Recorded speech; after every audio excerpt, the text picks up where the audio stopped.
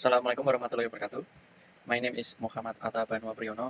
So today I'm gonna talk about individual psychology by Alfred Adler. So next, overview of individual psychology. Alfred Adler was neither a terrorist nor a person driven mad by ambition. Indeed, his individual psychology presents an optimistic view of people while resting heavily on the notion of social interest, that is, a feeling oneness with all humankind. In addition to other more optimistic look at people, several other differences made the relationship between Freud and Adler quite tenuous. First, Freud reduces all motivation to sex aggression, whereas others saw people as being motivated mostly by social influences and by their striving for superiority or success. Second, Freud assumed that people have little or no choice in shaping their personality, whereas Adler believed that people are largely responsible for who they are. Third, for assumption that present behavior is caused by past experience was directly opposite to Adler's notion that present behavior is shaped by people's view of the future. And fourth, in contrast to Freud, who plays very heavy.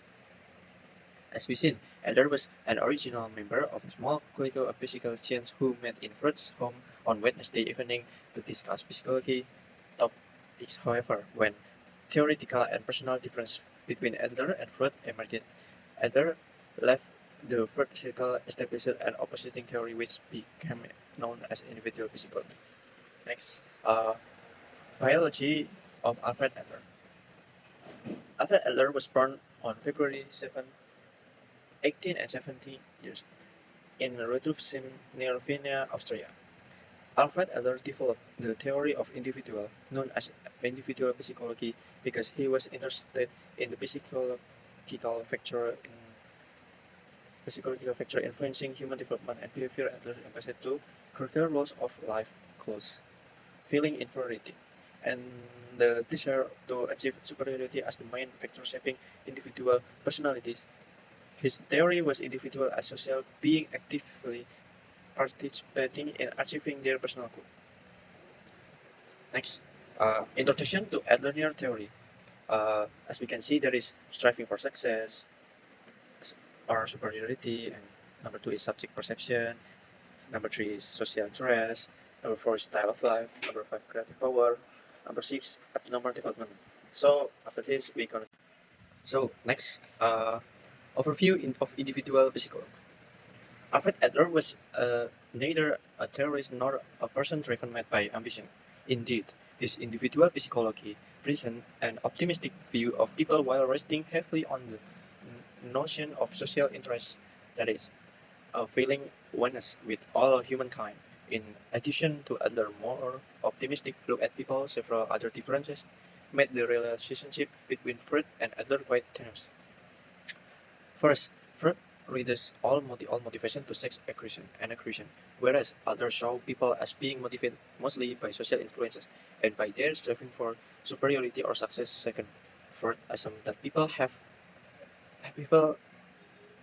little or no choice in shaping their personality, whereas Adler believed that people are largely responsible for who they are. Third, Freud assumption that present behavior is caused by past experience was directly opposite to Adler's notion that present behavior is shaped by people's view of the future. And fourth, in contrast to Freud, who plays very heavy. As we seen, Adler was an original member of a small clique of physical science who met in Freud's home on Wednesday evening to discuss psychology topics. However, when theoretical and personal difference between Adler and Freud emerged, Adler left the Freud circle, established an opposing theory which became known as individual psychology. Next, biology of Alfred Adler. Alfred Adler was born on February 7, 1870 years in Rudolfsheim near Vienna, Austria. Alfred Adler developed the theory of individual, known as individual psychology, because he was interested in the psychological factor influencing human development and behavior. Adler emphasized two critical roles of life goals: feeling inferiority and the desire to achieve superiority as the main factor shaping individual personalities. His theory was individual as social being actively participating in achieving their personal goal. Next, introduction to Adler theory. As we can see, there is striving for success or superiority, and number two is subject perception. Number three is social interest. Number four is style of life. Number five, creative power. Number six, abnormal development. So after this, we gonna next do striving for success or superiority. Adler reduces all motivation to a single drive: the striving for success or superiority. Adler's own childhood was marked by physical deficiencies and strong feeling of competitiveness with his older brother. Individual psychology holds that everyone begins life with physical deficiencies, that active feeling or inferiority feelings, that motivated a person to strive for either superiority or success. Psycholo- Psychological unhealthy individual striving a personal superiority, whereas psychological healthy people seek success for all humanity. Next, Adler called the single dynamic for striving for superiority. In his final theory, however, he limited striving for superiority to those people who strive for personal superiority over other and introduced the term striving for success to describe action of people who are motivated by highly developed social interests. We're gonna talk about the final goal. In Adler theory, the final goal refers to ultimate objective of an individual's striving. For those striving for personal superiority, this goal may involve dominance or superiority over other. For those motivated by social interest, the ultimate goal encompasses success that contribute positively to the common welfare. This reflects the unique orientation and motivation of each individual. We next to the striving force as compensation.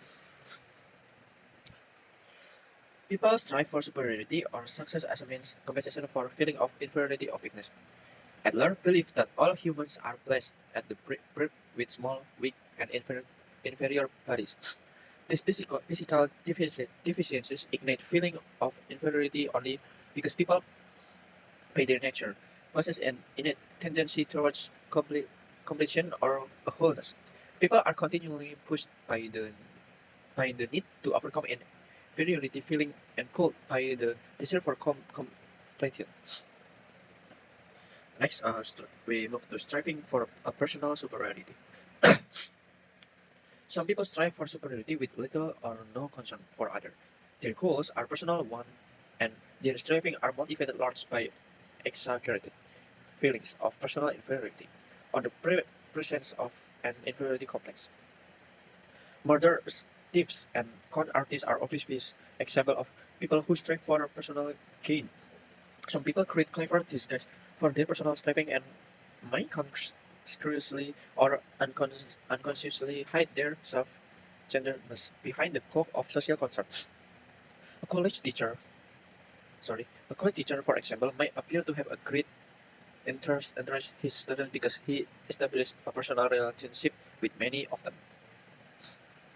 To casual observers, he may appear to be motivated by social interest, but his actions are largely self-serving and motivated by overcompensation for his aggravated feeling of personality superiority. So, next, striving for success.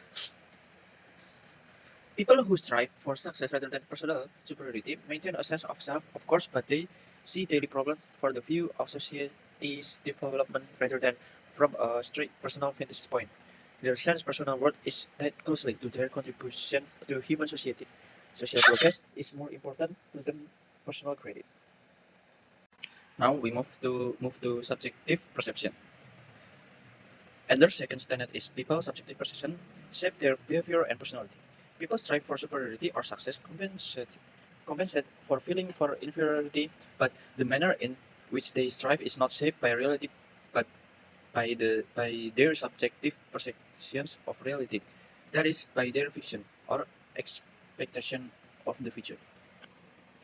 The first is fictionalism.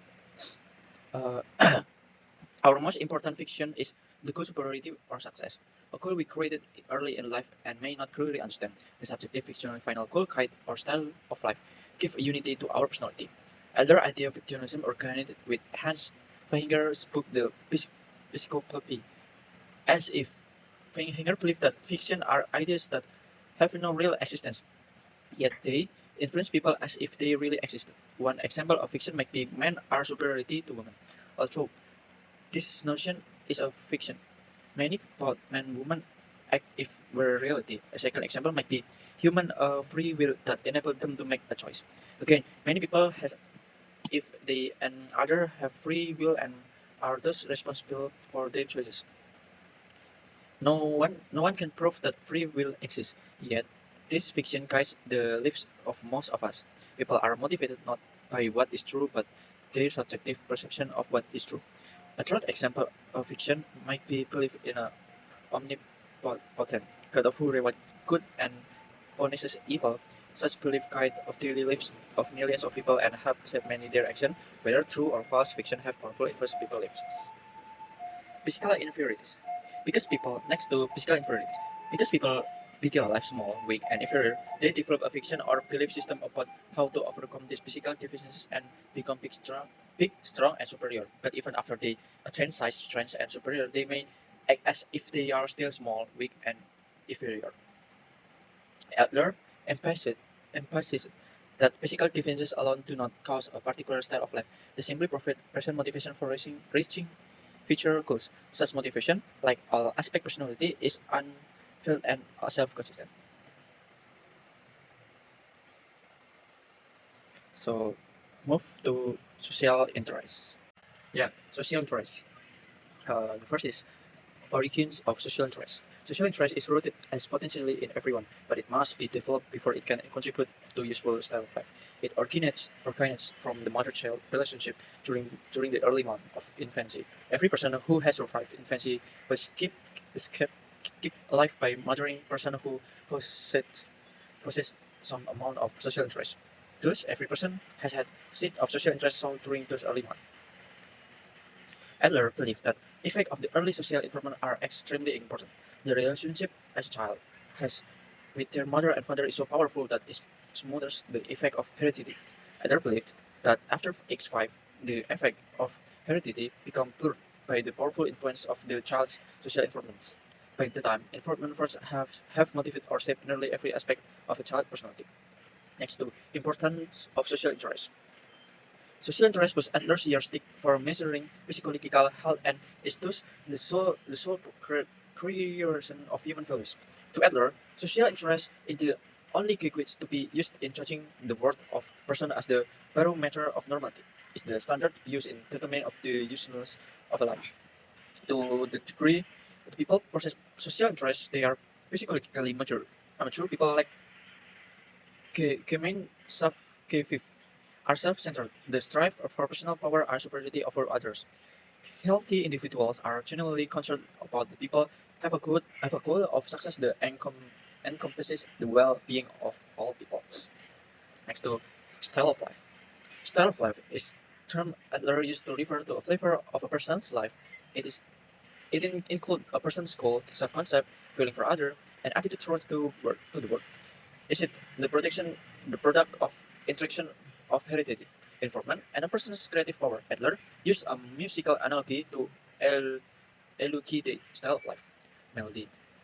Style of life. The spare part notes of composition are meaningless without the entire melody, but the melody takes on added significance when we recognize the composer's style or unique manner of expression. Next, move to creative power. The final of Adler theory style of life is molded by people's creative power. Each person Adler believes is empowered with the freedom to create her or his own style of life. Ultimately, all people are responsible for who they are and how they behave. Their creative power places them in control of their own life, is responsible for their final goal, determines their method of striving for the goal, and contributes the development of social interest. In short, creative power makes each person a free individual. Creative power is a dynamic concept implying movement, and this movement is the most salient characteristic of life. All psychic life involves movement toward a goal, movement with a direction. So we're gonna move to the last one is abnormal development. From general description. According to Adler, the one factor underlying all types of maladjustment is underdeveloped social interests. Besides lacking social interest, neuristic tend to set their goals to hide, live in their own private world, and have a right. and dogmatic style of life. These three characteristics follow inevitably from lack of social interest. In short, people become failures in life because they are over concerned with themselves and care little about others. Maladjustment people set extravagant goals as an compensation for exaggerated feeling of inferiority. These lofty goals lead to dogmatic behavior, and the higher the goal, the more rigid the striving. The compensation for deeply rooted feeling of inadequacy and basic insecurity. These individuals narrow their perspective and strive compulsive and rigid for unrealistic goals. We can move to external factor in maladjustment. Why do some people create maladjustment? Adler recognized three contributing factors. Number one, which is sufficient to contribute optimally. Number one, exaggerated physical deficiencies. Two, a pampered style of life. And three, a neglected style of life. Move to exaggerated physical deficiencies. Exaggerated physical deficiencies, whether con- congenital or the result of injury or disguises, are not sufficient to lead to maladjustment. They must be accompanied by accurate feeling of inferiority. This subjective feeling may be grateful and caused by defective body, but they are the prerogative of the creative power. Move to pampered style of life. A pampered style of life at the heart of most neurons. Pampered people have weak social interest but a strong desire to perpetuate the pamper. Parasitic relationship they originally had with one or both of their parents. They expect others to look after them, overprotect them, and satisfy their needs. They are characterized by extreme discouragement, in this indecisiveness, oversensitivity, impatience, and exaggerated emotion. Especially anxiety, they see the world with private vision, and believe that they are entitled to be first in everything. Move to neglect, neglected style of life. The third external factor contributing to maladjustment is neglect. Children who feel unfulfilled and unwanted are like to borrow heavily from this feeling in creating a neglect style of life. Neglect is a relative concept. No one feels totally neglected, completely unwanted. The fact that a child survived infancy is proof that someone cared for that child and the seed of social interest has been planted. Next to safeguarding tendencies. And their belief that people create patterns of behavior or protect their exaggerated sense of self-esteem against public disgrace. This protective device, called safeguarding tendencies, enable people to hide their inflated self-image and maintain their current style of life. Next to excuse. The most common of the safeguarding tendencies are excuses, which are typically expressed in the yes, but, or if only format. In the yes but excuse, people first state what they claim they want to do, something that sounds good to others, then they follow with an excuse. A woman might say, "Yes, I like to go to the college, but my children demand too much my attention." And executive explain, "Yes, I agree with your proposal, but company policy will not allow it." The if only statement is the same excuse expressed in the different way. If only my husband were more supportive, I would have advanced faster in my profession. If only I did not have the physical deficiency, I could complete successfully for a job. This excuse protect a weak but artificially inflated sense of self-worth and deceive people into believing that they are more superior than they really are. Next to withdrawal, personality development can be held when people run away from difficult Adler referred to this tendency as withdrawal or safeguarding through distance. Some people unconsciously escape is the problem is getting distance between themselves and their problems. Next to masculine protest. In contrast to Freud, Adler believed that the physical life of woman is essential of the same as that of woman of men, and that male dominant society is not natural but rather artificial product of historical development. According to Adler, cultural and social practice, not anatomy, influence many men and women to origins of the woman too. Next, origin of the masculine protest, the last one. In many society, both men and women place inferior value on being women. Boys are frequently taught early that being masculine means being courageous, strong, and dominant.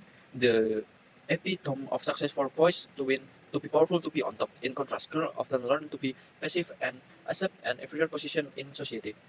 Some women fight against their feminist roles, developing a masculine orientation and becoming assertive and competitive. Others revolt by adopting a passive role, becoming exceedingly helpless and obedient. Still, others become resigned to the belief that they are inferior human beings, acknowledging man's privileged position by shifting responsibilities to them. Each of these modes of adjustment result from cultural and social influence, not from inherent physical difference between the two genders. So I think that's all. Uh, well, thank you and assalamualaikum warahmatullahi wabarakatuh.